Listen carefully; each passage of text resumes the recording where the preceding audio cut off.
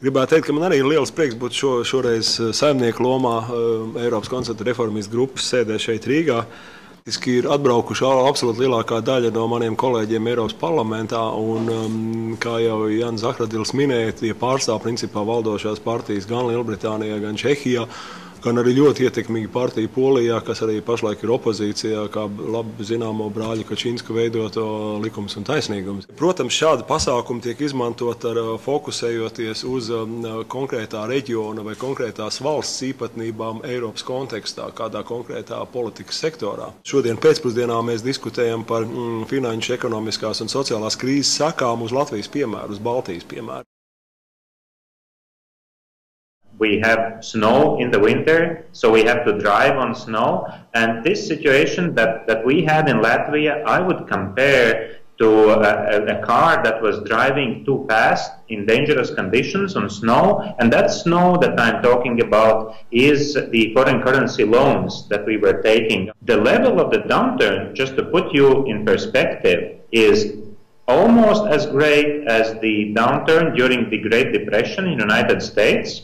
This is a downturn that is reaching the level of the Argentina meltdown. This is a downturn that is way larger than the Asian crisis downturns in Thailand or Indonesia or South Korea. So we are looking at a downturn at a very, very high, very significant level. And my question again is, how do you come out of these types of downturns? How do you become successful in moving forward? We can see that there are no new loans given out in the banking sector. Indeed, during the last year alone, if you take year-on-year data, the loan portfolio for Latvian banks has gone down by 1 billion Latvi, 1 billion. We think that worst is behind us, and we see that in the next year there will be positive growth of 2.9% of GDP. The fixed exchange rate, was it an option that you will choose something different, some kind of floating monetary system? There is quite substantial analysis whether countries have fixed exchange rate regime or floating exchange rate regime. Those nominal exports decreased during end of 2008 and during 2009, and that is due to global slowdown. In a fixed exchange rate environment, especially if you have deflation rather than inflation and nominal adjustment with internal devaluation, it's a very advantageous scenario for an early euro adoption. What is the intention of the central bank in that regard? The whole program of IMF and European Commission is building on that exit strategy of joining euro in 2014, and therefore all those criteria of budget deficit are in that order to meet that criteria. I represent a US-based investment fund that invests in Eastern Europe and former Soviet Union. It has about $3 billion under management, of which about $300 million is invested in Latvia specifically, of which I have responsibility to manage. So what is this economic narcotics? And those were bank loans. And same story in all three Baltic countries. Perhaps the numbers are slightly different, but probably difficult to find other cases where bank loans increased in 4 years over 500%.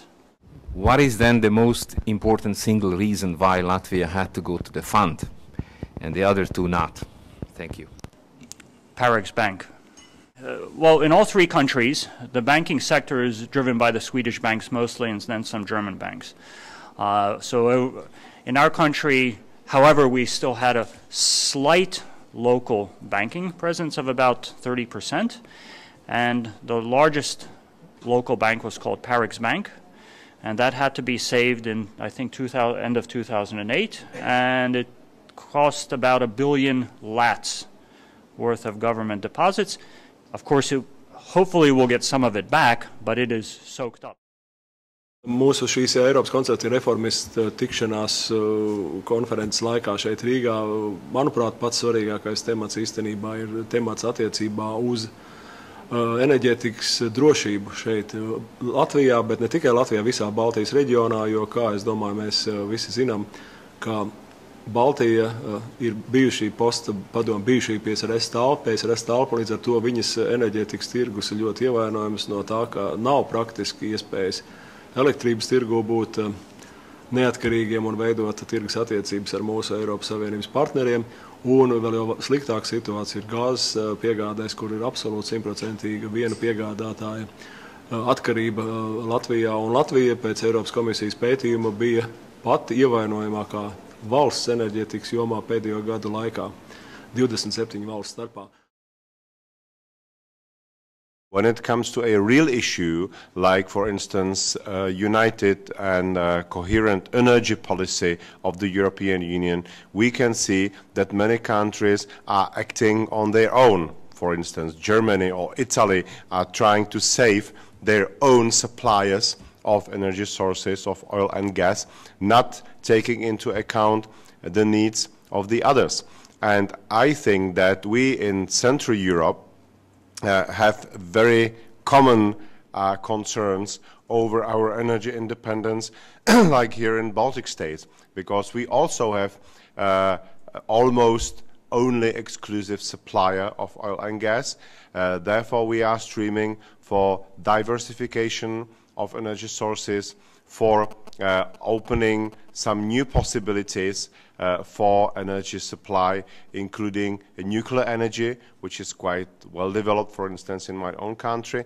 And we, of course, rely on some common European approach in that field. So we would be happy to see much more of a common European strategy towards diversification of energy supplies for European countries, for EU member countries, than is happening until now. Mūsu pasākuma mērķis bija šeit ar labu ekspertu palīdzību, ar tādu kā Juris Ozoliņš, starptautiska ekspertu palīdzību enerģētikā, parādīt šo konkrēto ievainojamības situāciju, lai mēs savukārt rastu no mūsu kolēģiem citās valstīs Eiropas parlamentā izpratni par to, cik tas būtiski ir šai Eiropas Savienības daļai, kas saucās Baltijas valstis enerģētikas jomā, lai viņas būtu drošas arī ilgākā termiņā.